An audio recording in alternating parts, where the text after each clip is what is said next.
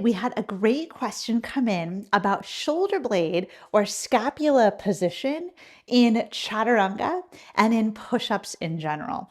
Hi, I have a question about shoulder blade placement in chaturanga, but also in push-ups. I have been told to keep the scapula in protraction as you lower down and to not let them retract toward the spine. I find I don't have the strength for this. Does it make any difference if the scapula retract as you lower down? Your thoughts? I think I know what you will say. Let the body self-organize. So I think the answer that I will offer will be along those lines, but with some more substance than just that. So thank you so much for asking about this. And this is definitely something I've heard many times in the yoga world, the movement world in general, the fitness world in general. I think it's kind of a widely, maybe not super well understood topic as far as where the shoulder blades should be and what they should be doing when we move through chaturanga or push-up patterns. I feel that the shoulder blades are often overcomplicated and micromanaged to a high degree in the yoga world when they really don't need to be. Because in general, the shoulder blades, they just move when the arms move. There is a natural coupled movement rhythm between the shoulder blades and the arms. And it's not something that we need to worry about consciously or volitionally, like controlling and quote correcting. The shoulder blades move along with the arms. And what we talked about in the separate video is that when our arm lifts, the shoulder blades scapulas naturally also lift. These two moved together. It's something called scapulohumeral rhythm. So when the arm lifts and goes up, when the arm goes up, the shoulder blade goes up. And when the arm goes down, the shoulder blade goes down. So a little more technically, when we lift the arms up, the shoulder blades technically upwardly rotate, and we broke down all these movements in the other video, but they upwardly rotate and they protract, which that's protraction is when the shoulder blades broaden on the upper back. So when the arms go up, the shoulder blades upwardly rotate, they lift up and they broaden, they protract. But that's arms up. But in chaturanga, we don't have our arms up, right? We have our arms by our side. And if anything, if we're starting in plank pose, so when we start in plank, they're not down by our sides. They're about in like 90 degrees of shoulder flexion. But as we lower into chaturanga, we are moving the arms down, like relative to the torso. So the shoulder moves from 90 degrees of shoulder flexion basically down to neutral, or even into some extension if we were to do like more of a full range chaturanga or a full range push-up, which is a great thing to do. And we talked about that in the chaturanga video for our course.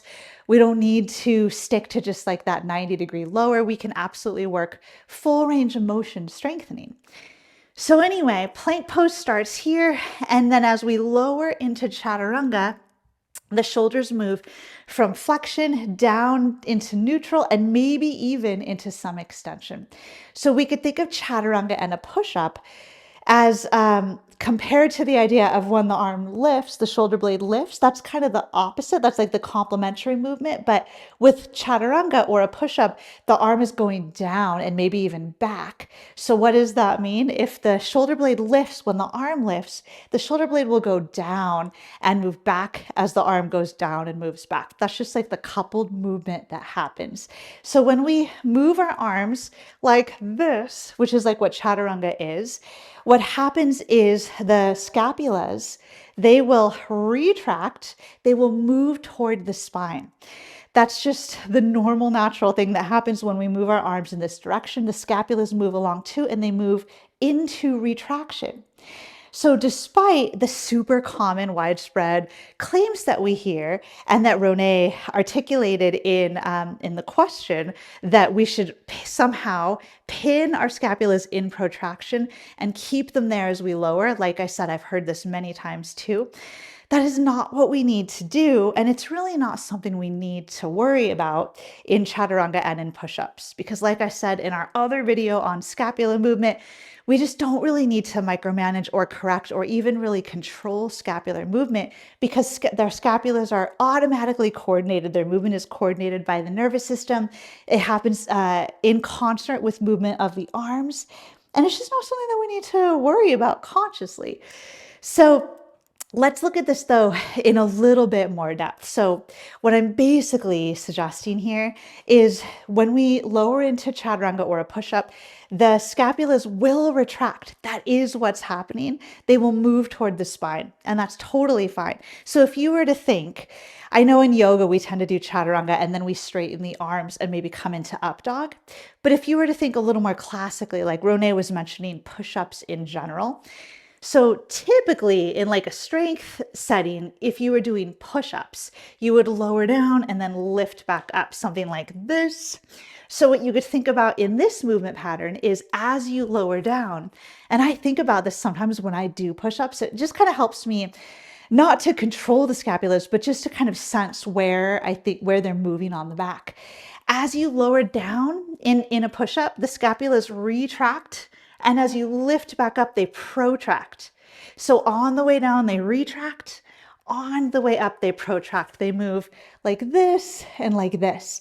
And if you kind of know that, you may be able to just start to tap into that and like sense it. Not that you're controlling it or making it happen, because we don't need to control it. It's gonna happen anyway. But if you know that it's happening, you could try to put your awareness on your upper back and see if you can feel it.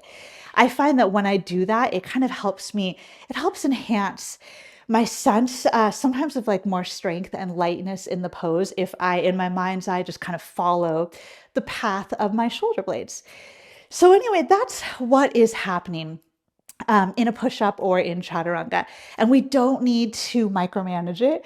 And we definitely do not need to teach that we should start in plank and protract the scapulas and keep them protracted as we lower down, because that's just not possible. That's not natural human movement. And as the arms come toward us, the scapulas will retract.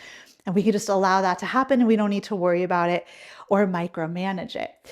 But here is just like, this is one reason why I think that this is kind of a widely misunderstood concept, and why we tend to hear that we're like, when we're in plank and when we're doing chaturanga, we tend to hear this emphasis placed on the importance of protraction.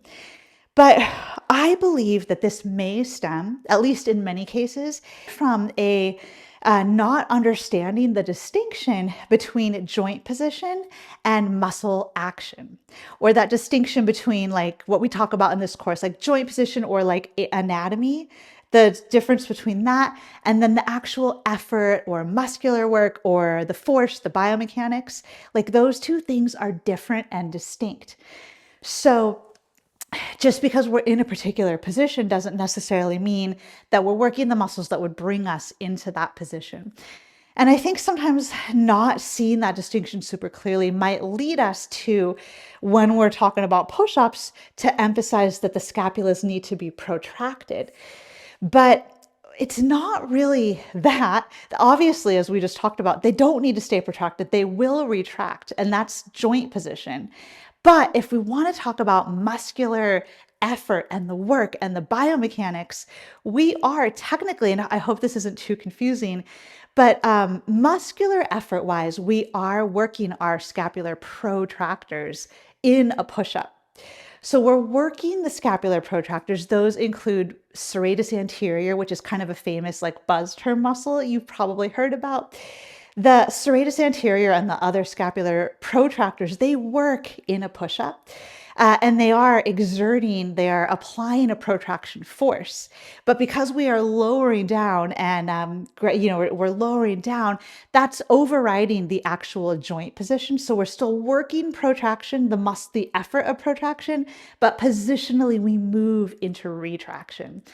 And just see if this helps us see this a little bit more clearly. I do understand this can be a little confusing, but let's just look at a simple hands and knees position. And a common exercise or kind of mobility drill that you may have seen before. I teach these in my classes. I really like them. We can call these scapula push-ups or shoulder blade push-ups. And the idea here is this is not cat-cow, so we're not arching and rounding the spine. We're instead actually just trying to keep the spine out of it and just keep the spine neutral as the whole spine lowers toward the floor and the shoulder blades on the upper back they retract, and then we protract. So from my crown of my head to my tail stays like, quote, neutral spine. And all of that lowers down relative to the shoulder blades. And then I lift up. And this is a great way just to isolate as like a mobility drill, just to isolate scapula movement and to work on focusing on, so specifically it's the scapular protractor muscles that are working here. So even though we see the shoulder blades move into retraction, it's not the scapular retractors that are doing that, because gravity is pushing me into retraction. So instead, my protractors, like serratus anterior, they are working eccentrically to slow down what gravity is doing. So they are exerting a protraction force so that I don't just drop down with gravity. So the mobility drill, it's not that you just drop down like that. Then there's really no muscular work happening at all. But instead, we lower with control and then we lift with control. So the muscles that are working here, again, it's the scapular protractors, even though I'm moving into scapular retraction. So that's kind of what I mean about where we can get confused, because we see retraction happening. So then we think it must be the retractors, like the mid-trapezius and the rhomboids back here. Maybe we think that those are working to do that, but they're not, because of the relationship to gravity and blah, blah, blah. It's in fact the serratus anterior working in both directions. So that's why I think that we often tend to see this a little bit of confusion or misunderstanding around the importance of scapular protraction in chaturanga. It's ultimately not about joint position. And that's the obsession that could tend to lead us astray across so many of our yoga poses when we overemphasize alignment and joint position at the expense of really thinking about biomechanics and the effort and the work, right? So in chaturanga, gravity wants to do this, like kind of retract, right? So instead of that, I work my protractors, serratus anterior, to push away. It's like part of that push away from the floor. So I am working the protractors and just all of my upper body pushing muscles. All of that whole push is happening as I lower down. I'm still pushing. And then if I were to lift back up, I'd still be pushing. So here it's all eccentric as I lower. Here it is concentric if I were to push back up.